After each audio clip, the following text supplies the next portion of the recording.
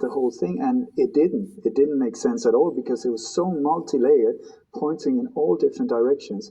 And also what I found very confusing to start with was that, like, for instance, there were talk about one guy, for instance, and he was working for the CIA. In another book, he was being paid by the FBI. And in another book, he was working for the mob as a hitman. And I thought, it can't be true. I mean, somebody is wrong here. But all of them were heavyweight researchers. So I just had to figure out. So I kept on. And in the end, I understood they were all right. All of them were correct, because these agencies and the mafia, organized crime, are in bed with each other. They're totally entangled. It's the same coin, just different. So many of them were working for the mob at times, paid off by the CIA if they were needed them for operations, and the FBI and other organizations as well. Mossad, these, it's the same individual. And once I started seeing that, I started like, whoa, something here is interesting, because I thought the CIA, good guys, FBI, good guys. What the hell are they doing with the mob? What are they doing with mass murderers? What are they doing with drive-by shootings and gang violence? And like, it doesn't make sense. They're there to solve the crimes, not be part of them. So then that led me into studying Martin Luther King, that assassination, Robert Kennedy. I had no idea that they were connected at that time. I thought totally separate attacks. Abraham Lincoln, Julius Caesar. I mean, it took me all the way back to the old Romans, because I started seeing very clearly that there was like a bullet point list. I never saw the list in writing, but I started seeing it was following like the same template, like boom, not the exact way they killed the person, which is most of the time triangle fire, multiple shooters, multiple getaway cars, and so on. But what I'm talking about, the setup with a patsy and totally innocent individual that was being blamed for it, with an investigation that followed that would never ever find the truth, wouldn't be interested, but instead were intimidating witnesses, threatening people, pointing to the patsy. It was the official story or nothing. The patsy, or nothing. And then if they kept doing that for a long time, and people in the end got pissed off and said, listen, what you're saying just doesn't make any sense. We want the truth. Then they would appoint a commission, and the commission would then spend about a year doing absolute nothing, except, I tell you, behind closed bar doors, they're drinking brandy, cognac, throwing darts, coming out unshaven at times, saying, we're working really hard, we're working, we will find this. They're not, absolutely not. That will then go on for after 3-4 months, there will be an internal scandal, it's standard, so that they will say, you have used one of our credit cards to buy a dime bar, like a chocolate bar. You have misused our assets, like $4, and then they will replace you, and then a new person will come in, and they will say, well, we need like 2-3 more months to inform the new person of what we have gone through. It's absolute BS. It's a matter of just dragging it out. And after about a year, they will present a stack of papers like this that makes no sense, or no index often, and nothing that has to do with the murder. And it will say about the investigation, well, they did a great job, but they made a mistake here, and here. Now we've done our thing, thank you and goodbye. We've done everything, democracy rules, yay baby, and that's it. Until people start saying again, like, really? I mean, what's up here? And then they will just appoint a new commission that will look into the commission, that will look into the investigation, that will not look into the crime. And then that will drag out for a year. They will leak out to media all kinds of crap, so that normal people will just like, I don't care. I don't want to hear another word about it, even if it's the truth. Like the Palme assassination, the Swedish prime minister, there were 3 commissions following each other, almost 4. Drag it out, drag it out, and then in the end, people will just get tired of it. Yeah, and then they're off the hook. That's the whole thing. Mm-hmm. So, and also the patsy, the one that is blamed for it, it's always an alone person, a lone guy. Why alone? Because by law, then there's no conspiracy. Conspiracy actually means breathing together, but it has now taken on a whole new level where it's a matter of if two or more people are involved with planning criminal activity or doing it. That is a conspiracy. So if there's one person only, then by law, and if that person is then suicided or killed on location, thank you. And crazy, they always want them crazy or fanatics. Why? Because if you're crazy, there's no need for a motive. He was crazy. He just went up and shot him. What can you do? It's so sad. Now we don't have a prime minister. And then bring in their own guy, and Bob's your uncle, and no one notices. So this setup was created by the old Romans and have been used so many times, over and over and over and over again. So I started becoming aware of these things, and I saw that, oh my God, JFK, Robert Kennedy, and I started finding the same people involved that were on location in both these assassinations. Then Martin Luther King as well, same people. I was like, are you kidding me? And Malcolm X, not the exact setup, but the same power structure behind it. And also the more I learned about the JFK assassination, when I saw the direction that things took after that, because that was a global coup d'etat almost, by this death machine that took over, really took a massive step forward there. And the reason why these assassinations are so important is because the people that carry them out, these power structures, are still in place. That is the thing. Otherwise, if Kennedy was just a president, nice guy, boom, dead, okay, it was very sad, he was a nice guy, thank you, let's move on. But here we have a totally different setup where bang in Dealey Plaza, and suddenly the whole world goes like this. Everything started after that.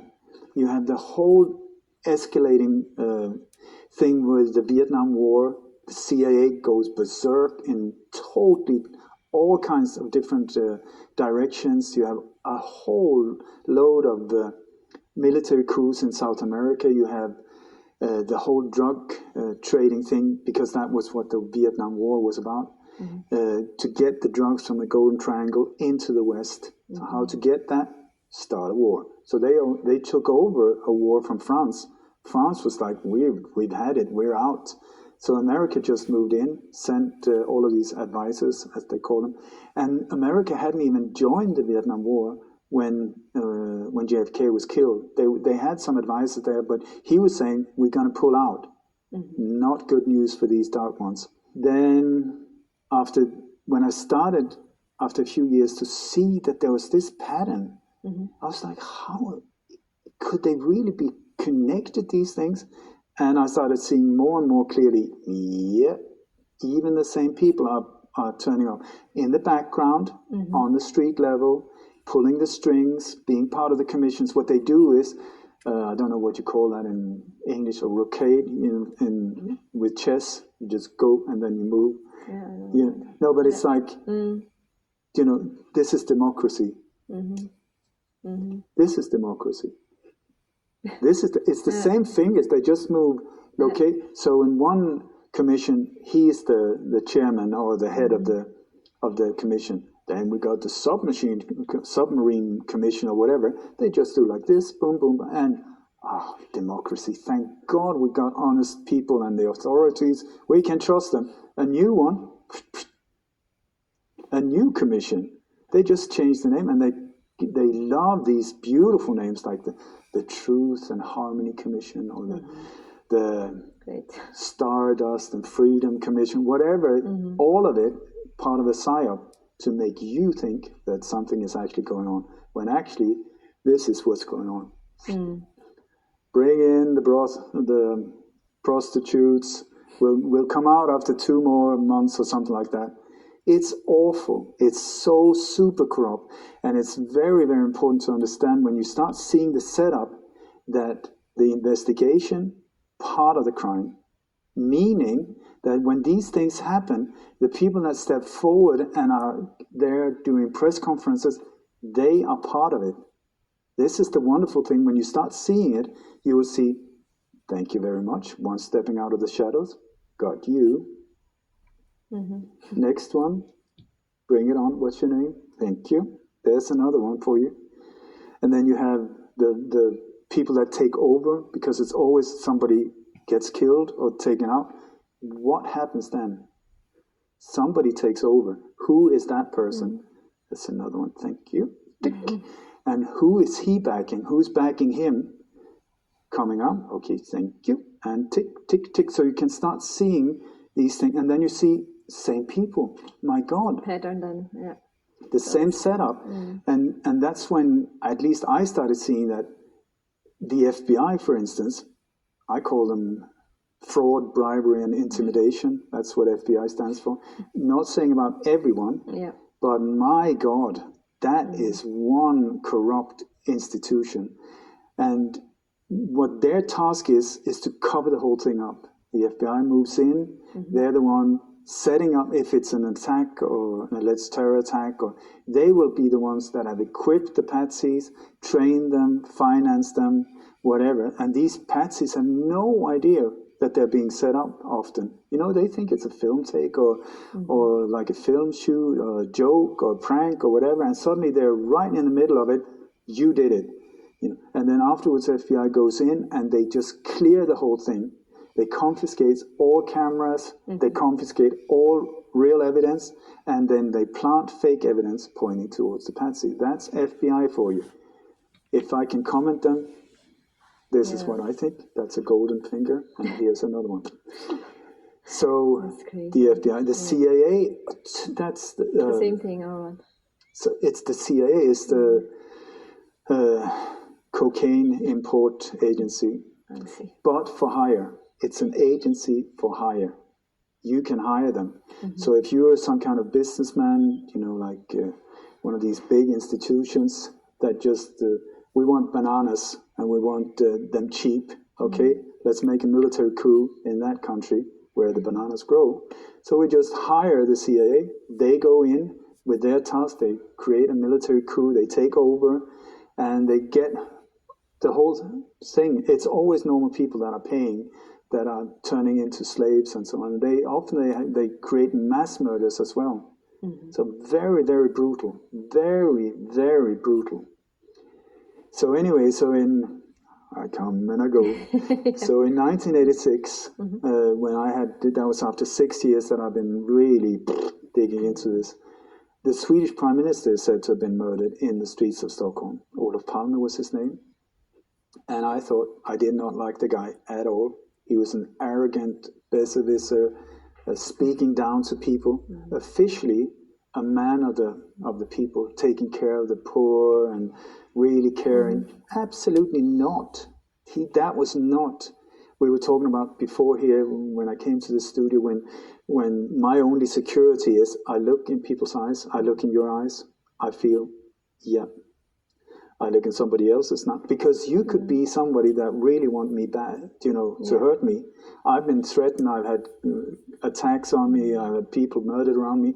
So I'm a one-man band with a small little team around me. So I need to. The only protection I have is my heart and feeling. Your intuition. Yeah, because I'm in a minefield. So around the Olof Palme assassination. Like I said, I did not like him at all. And but I lived in Sweden. I mean, I moved to Sweden when I was a kid, and I thought, well, sad for his family that he died. I will not miss him. But otherwise than that, thank God we're in Sweden. I can trust the police. The investigation will for sure be very efficient because Sweden is efficient, officially. And that's it. And then I started seeing the exact same template moving. And I was like, you must be shitting me. Excuse my language, but I mean, it felt to me like somebody pulled the carpet under my feet, because like, how is this possible that it's starting to follow the exact same template as assassinations on the other side of the ocean, other countries, other continents, because I started seeing these so many different places, even all the way back to the Romans and so on. How is that possible if they're not somehow connected? So I was like, I mean, I'm getting paranoid here, because no. And then I saw it, like, for instance, it was 23 years after the JFK assassination. So I had all of these bullets there, and then Robert Kennedy, the same ones, doop, doop, doop, doop, doop, Martin Luther King, boop, boop, boop, Malcolm X, boop, boop, boop, boop, boop, Abraham Lincoln, they did that there as well. So I was like, okay, and if I'm right here, then, and I just checked the list, I saw what was going on in Sweden, then the next one will be this. 2 weeks later, it happened in Sweden. It blew my mind, because suddenly I was living in a country that was not the country I believed. I just felt I have been taken for a ride here on a level that I can't even imagine. I grew up with Pippi Longstocking and like the Swedish Prime Minister on a bicycle without bodyguards. Oh, Sweden is so wonderful. It's a white island in the world, democracy. All the rest of the world is corrupt and bad, but Sweden. And then suddenly this happened. I was deeply shocked.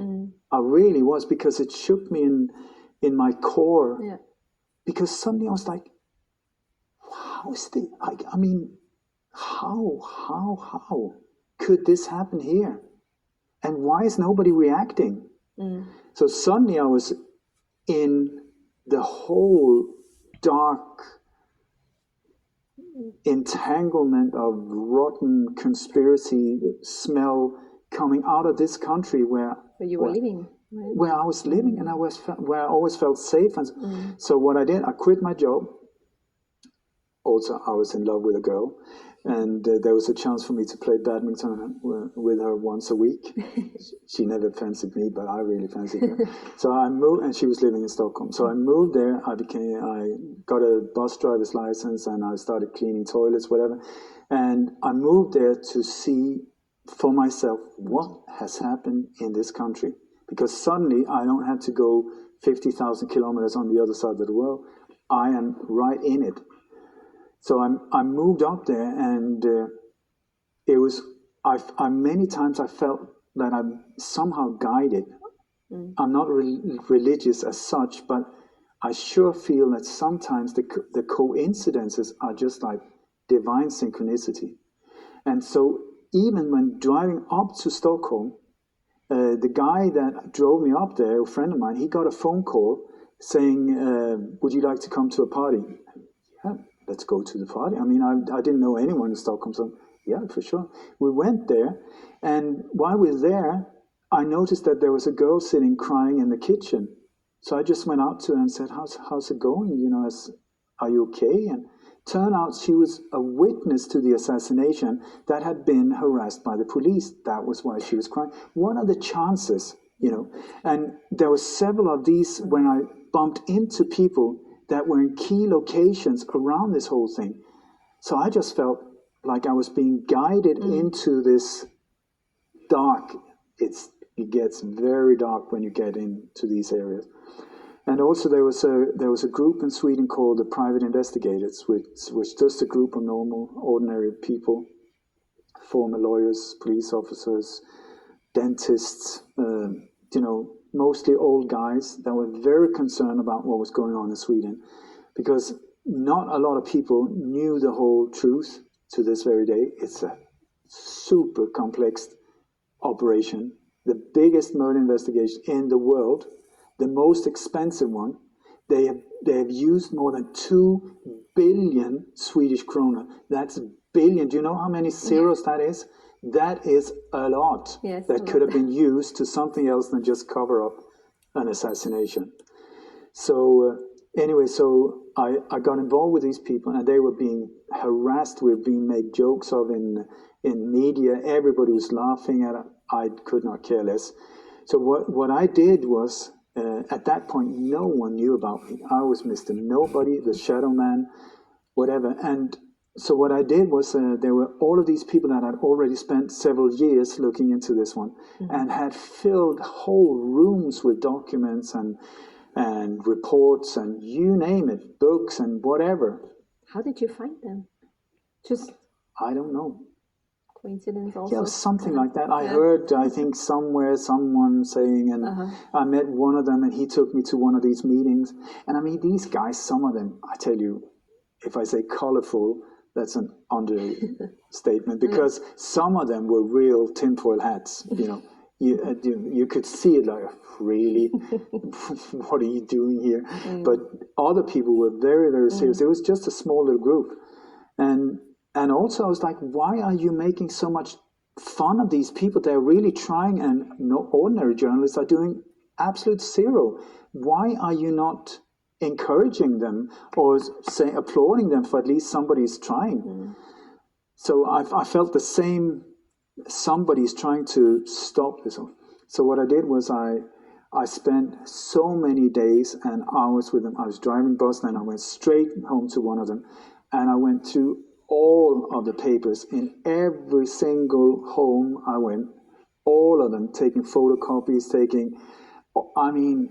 thousands and thousands and thousands and thousands of pages of documents and all of it, because these people most of them were very passionate about one part and another part and another part. So it was only when I started putting it together with also my experience seeing with JFK, Robert Kennedy, Martin Luther King, what made me different to them, because they were like staring at the blood like this. This is a Swedish murder. Where is the solution? Where I came from, seeing that see the whole picture more. There's a much bigger picture going on here, because otherwise, they're somehow connected here. So don't just stare at that. You have to see it from a bigger. And also, since I've seen hundreds of people dead around JFK and Robert Kennedy, Martin Luther King, there's so many people that have been suicided, died in accidents, witnesses, people involved. I mean, I met one guy that he was a mathematician who did statistics. He said the chances of you dying young, if you had any kind of connection with the JFK assassination, not being part of it, but just knowing something or being married to someone or being a witness or was 1 trillion higher than an ordinary person. So it's not to be paranoid to say that I have been in scary areas and I'm living in it. So that is not being paranoid. How do you protect yourself, if I may ask? That is a good question. I've got the only protection I have is not to have protection. I stand like this. You come out and tell I do not hide. Okay. My address, my home address is on my website. If you want to come find me, not difficult. I mean, they can track me. If I can track down assassins, they will find me like this. So I don't use encryption. I don't do anything like that. I stand like this, but in peace, which is a fantastic so-called weapon. I wouldn't call it a weapon, but it is a peacemaker. It is a fantastic thing. And if I can give you an example, I love these things. I love them. People say, how can you deal with so much darkness? How can you be in all of it? It's not dark at all. It is dark, but it's in the darkness that you see light as well. And you see these beautiful individuals that have proven themselves and are still standing, even though their lives are being destroyed, they're being threatened, their families are leaving them, everybody, and they still stand in truth. I've met so many of them. I mean, you look in the eyes of these individuals, it's like, oh my God. I just feel, I've fallen in love with them just because of the purity and the intention and so on. Then we got all of these big egos that are banging, so there's a lot mixed. But anyway, what I was going to say is the power of love is not just the name of a song. In my world, that is true. And if you see in laboratories, for instance, in my understanding, the highest frequency of all is the frequency of love. It's higher than the frequency of thought. Yes. I'm not talking about being in love, lust. Yeah, I know what you mean. Yeah. I want you, baby. If you're nice to me, I'll be nice to you. That is not love. Love is the thing where a parent would just jump into a burning building to bring out their child. Unconditional love. Unconditional. The power of love is... And so in laboratories, the lowest of all is fear. Absolute terror. That is so low. And when you... In laboratories, I've seen fantastic tests when they have different frequencies meet. It's not like they start a fight and they end up in the middle like 50-50. The lower one just it gets annulled. It is gone. And I've seen that in many situations, not many, but some very powerful ones, where I've been blessed enough to be part of it, where for instance, when something happens, I try to go there very often to be in the midst of it all, because after one of these alleged terror attacks goes down, the people that are there on site guarding it is the ones who carried it out. And what they're guarding is for people like me not to get too close or to get rid of us. So not a very nice situation once you start seeing it, because then you know also I'm approaching somebody that would like to bite the head of me. So in certain situations, I've been approached by people in the whole shebang, big guns and bulletproof vests and whatever. Their language is domination. Their language is management by fear. They rule by freaking you out. The constant experience for them is that people bend over, pull down their pants and say, I'll surrender. But if you do not do that, what I do is, and I learned this from my beautiful Raja Yoga teacher, Nelly Chelaram. It's Raja Yoga is the science of the mind. It has nothing to... I'm stiff like a log, but this one has really been helped by it. And what I do is when this... They're normally aggressive, because, and I don't blame them. They have been told I'm the enemy, so I will not blame them. I can totally understand they're doing their job. At the same time, I do not want my head bashed in. So they approach me, screaming, looking angry, whatever.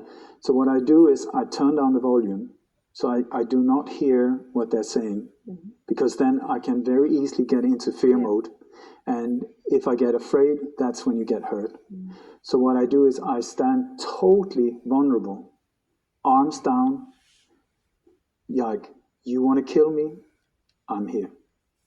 But what I do is, because my mind can only think one thought at a time, so I keep, instead of letting it go into fear, the thing that works for me is divine, divine, divine. I look into the eyes of this individual. The eyes are normally so black. They're very scary. At least I think it's very scary with black eyes like that. It's also where they've got like things that sounds and could say goodbye head, these type of things. So I focus and I look in these black eyes there's no light whatsoever. There's only violence, only hate, only destruction in these eyes. And so I look in these eyes, turn on the volume, and then I repeat the word in my mind, so I don't go like this. Divine, divine, he, she is somebody's father, somebody's son. He doesn't know what he's doing. He believes what he's doing is right. Divine, divine, he's beautiful. I love him, I love him, I love him. He's my brother. It's only for me to keep centered. But what happens, this is the one that is amazing, amazing. And then I look in these dark eyes, keep the focus on love and compassion and not judgment.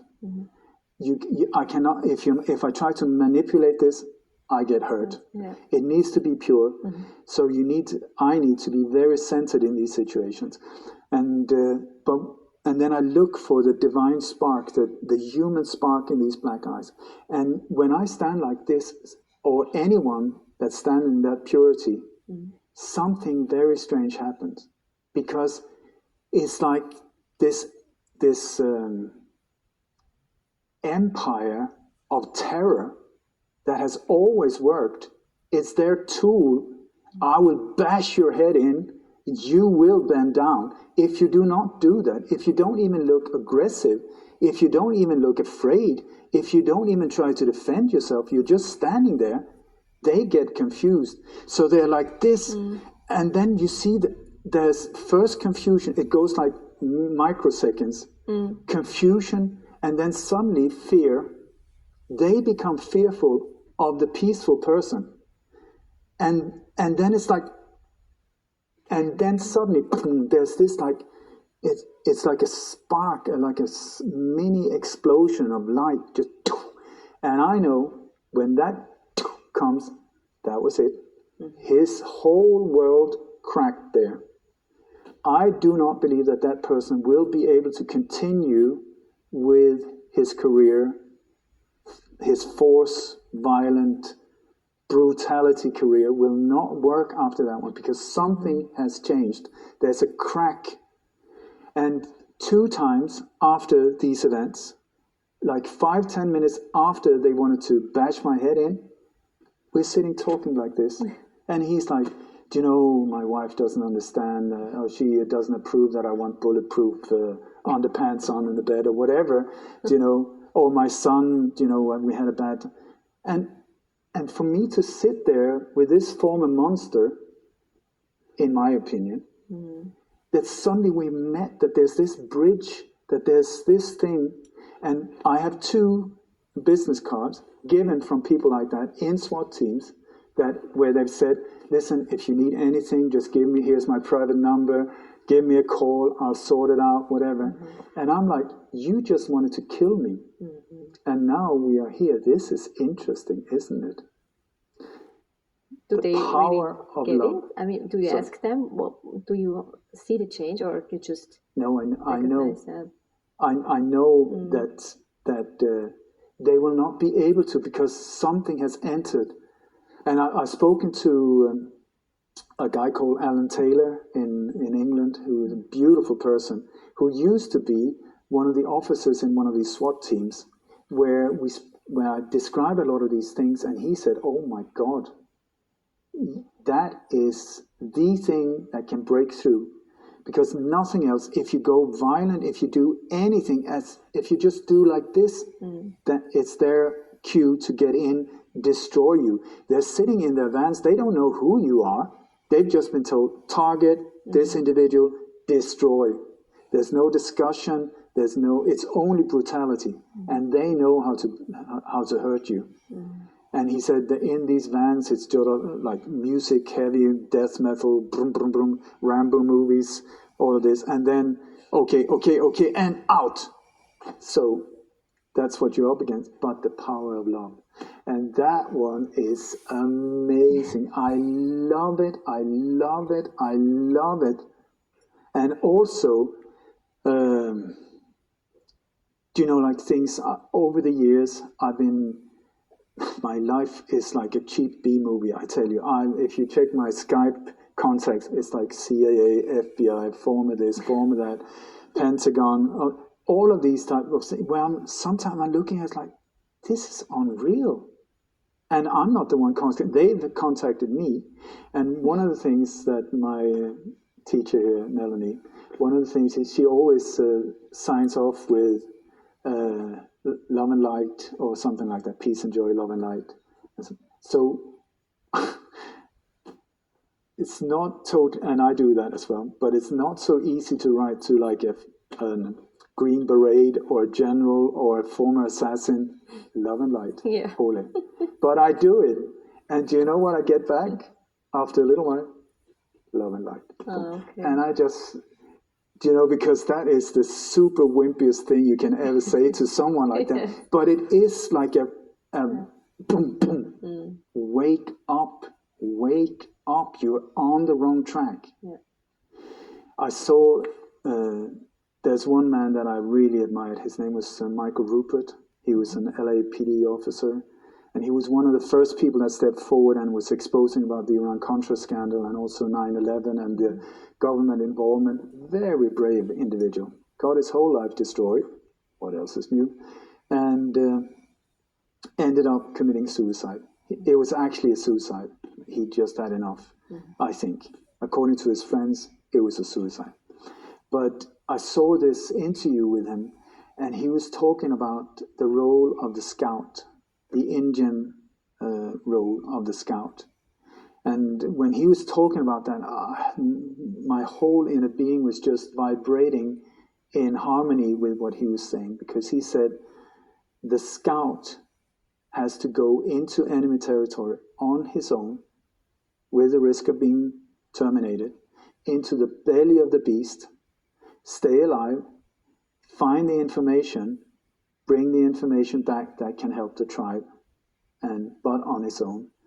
And he was sitting crying when he was saying these things, and I mean, about what it is to be on your own in these areas. And it really, really resonated with me, because this is the last 30, I don't know, years of my life. Mm-hmm. Because people say, oh, now I'm sitting here in this chair.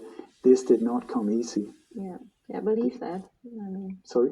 I believe that. It's very courageous. I mean, I don't know what it is. I just feel it's my dharma. I'm here. Since I was a little boy, when people said, what are you going to do when you grow up? I'm going to be a stuntman or save the world. I feel somehow I combine the two. Yeah. I don't know what, but my intention is peace. Mm-hmm. And I'm super naive, people say. Do I care? Absolutely not. Because my intention is global peace, global harmony, equality, balance, everything. I want to create paradise on earth here. Will I succeed? I have absolutely no idea, and I will do my utmost. And if I fail, okay, fine, I did my utmost. I will die happy and proud. And if I succeed, or am part of the solution, yeehaw, baby. I mean, what could be better than that? Yeah, because the good news is that when you look globally of what is going on in the world, it's such a small little group that is behind so much mayhem. It's a tiny little group that it's like an octopus with tentacles in every single important areas of our lives. Mm-hmm. But it's the same head. It's the same head. And who is it?